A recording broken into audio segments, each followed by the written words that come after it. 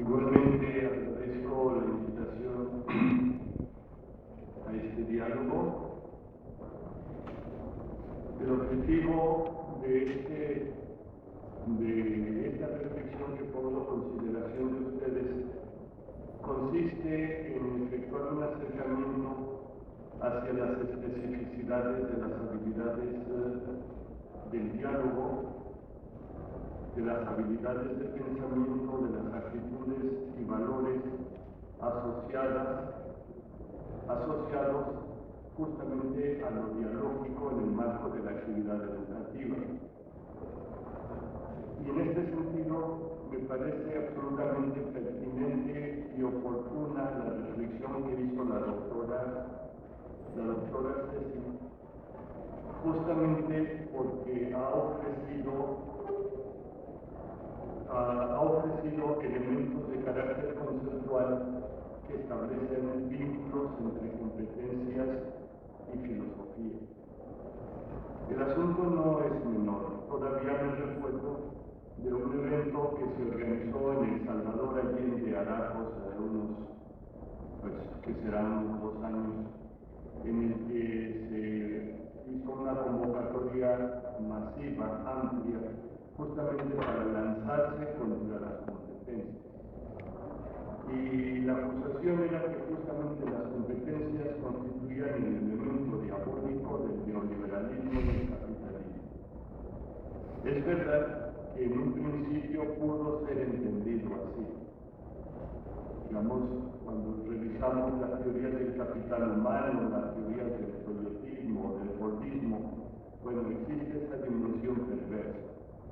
Como ha explicado la doctora Ceci, el concepto ya se independizó de ese origen y se sitúa en un contexto educativo por derecho propio.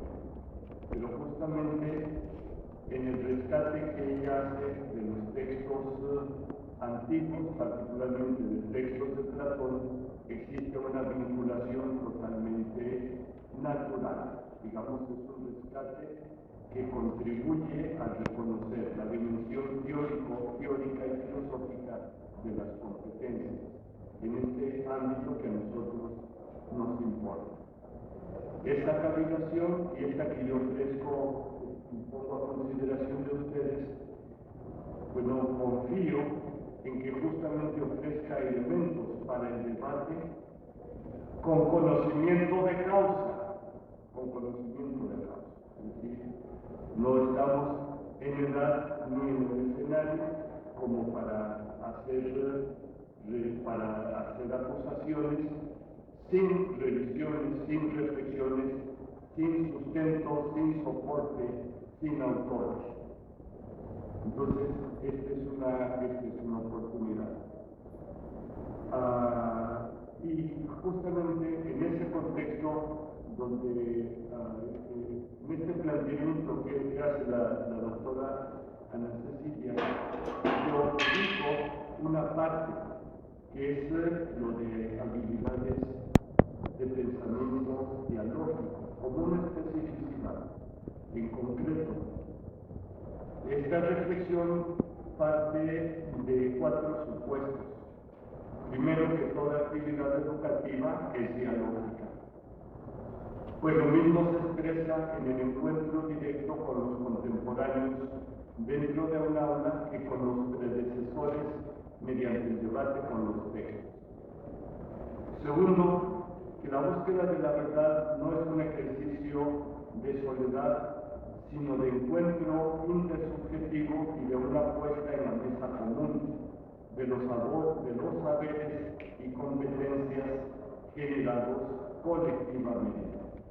Tercero, que el ejercicio dialógico es altamente difícil a causa de que se involucran factores múltiples y complejos, algunos de orden cognitivo, otros de naturaleza emocional, otros más de orden axiológico, y que por ello mismo es necesario desarrollar habilidades, valores y actitudes. Cuarto supuesto, que el principal limitante de todo diálogo son los sistemas de creencias, convertidas en dogmas de fe sin posibilidad de revisión analítica o crítica. El desarrollo del tema tiene como eje vertebrador el pensamiento de los antiguos griegos, como si nos hubiésemos puesto de acuerdo, sencillo, pero qué bueno. Les cuento una pequeña historia que yo suelo contarla en mis cursos, porque me parece que avala mucho esta idea de que la filosofía nació de manera dialógica. Y es que en el verano, como del 2004, tuve la oportunidad de visitar algunas de las principales ciudades del mundo helenístico situadas en la actual Turquía, como Éfeso. Y me pareció que la ciudad entera estaba diseñada de manera dialógica. Éfeso existe y hay que ir antes de que se caiga. Lo que conocemos de Éfeso son sus actuales ruinas, pero algunas partes están suficientemente conservadas para inferir que uno de los actos humanos mejor acabados de los antiguos habitantes era justamente el de la convivencia y el diálogo. La ciudad cuenta con 3 vías importantes: la vía Tadiana, la vía de los mármoles y la vía de los sacerdotes. Todas ellas, en especial la segunda, que a ello debe su nombre, adocinadas en mármol, amplias, espaciosas y extensas. Las principales edificaciones abonan a esta interpretación, como es el caso del estadio, el gimnasio, el gran teatro y el ágora, las termas del puerto, las termas llamadas de escolástica y las termas del barrio, las fuentes de Trajano y de Polio, así como el palacio del agua, suministraban agua a los habitantes, pero dada su belleza y abundancia de estatuas, constituían escenarios de contemplación e inevitablemente de diálogo. Como espacios de encuentro perdurable es necesario destacar que entre todas las construcciones del antiguo Éfeso, dadas las funciones de lectura, reflexión, diálogo y escucha, la biblioteca de Celso. Como dice un autor, un imponente y magnífico edificio de 2 plantas, con una fachada finamente trabajada, un amplio patio pavimentado y unos anchos peldaños introducen en la sala de lectura, donde todavía pueden verse las cavidades destinadas a contener los preciados rollos de papiro. Enfrente de la biblioteca había un auditorio donde se reunían los filósofos más importantes de la época para dar conferencias de altísimo nivel. Este es, pues, como el escenario de orden físico. Y nosotros podemos inferir, tan solo por esas ruinas, que efectivamente el diálogo era fundamental. Lo que no podemos decir de nuestras ciudades actuales, que ya están fisuradas por las avenidas y los automóviles.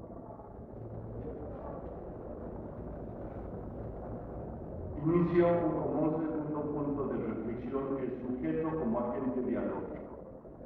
Habitualmente suponemos que en un diálogo lo más importante son los temas, y que los temas banales no ayudan en nada. El pensador francés Pierre Hadot lo precisa de otra manera.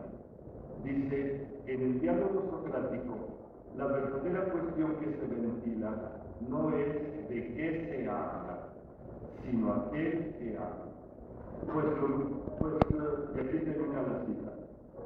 Pues lo mismo los sofistas, en turno invitados en los diversos diálogos socráticos, los jóvenes aprendices presentes en cada banquete, que el lector, a más de 2000 años de distancia, todos parecemos interpelados. Ahí donde uno se ve obligado a rendir cuentas de sí mismo, tanto de la manera en que vive como de la manera como ha vivido. Es decir, que en buena medida todo diálogo es una invitación al soliloquio. Efectivamente, cada diálogo socrático se convierte en un espejo de la propia medianía y del engreimiento sostenido a fuerzas de autoelogio. A la vez, obliga a la revisión de las categorías del pensamiento asumidas como verdades cabales y a la percepción de las implicaciones derivadas de un concepto comprendido a la ligera. Asumiéndose con honestidad intelectual y coherencia ética, cada participante del diálogo socrático se sumerge en un monólogo, una vuelta hacia la interioridad, un encuentro con el oracular "Conócete a ti mismo", un reconocimiento no solo de los temas y problemas que se abordan, sino del propio yo que habla, cuya interioridad debe ser el tema central.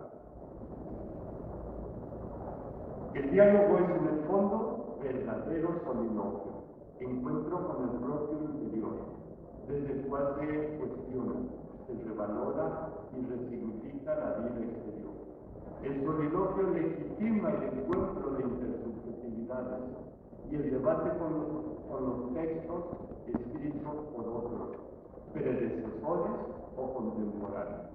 A la vez, el soliloquio es fecunda caja de resonancia en cuyo espacio de sombra se procesan datos, se analizan puntos de vista ajenos, se valoran las percepciones confiables de la realidad y se asumen las intuiciones intelectuales originarias que se gestan en el silencio de la soledad. No hay, pues, manera de mantener diálogo verdadero desde la ausencia de soliloquio, donde la carencia de autocognición y desde la desatención al mandato oracular no puede pasar inadvertido. Será por esa necesidad del soliloquio por la que los profetas se refugian en el desierto 40 días y 40 noches. ¿Será que en el desierto desarrollan las habilidades de interiorización y la actitud de la honestidad intelectual y la coherencia de las actitudes? El diálogo del alma consigo misma es un soliloquio a través del cual San Agustín se proponía conocer a Dios como ninguna otra cosa. La alteridad argumentativa se manifiesta entre Agustín y la razón. La razón le pregunta por el límite de sus indagaciones. El teólogo responde que no lo sabe, que quiere conocer a Dios. La razón le pregunta si el camino es la ciencia, particularmente en el caso de la geometría. Agustín dice que no, que el conocimiento del alma y de Dios no pueden darse a través de modelos de carácter terrenal, sensible, científico o personal, sino que se requiere del propio apoyo de Dios para acceder a su conocimiento.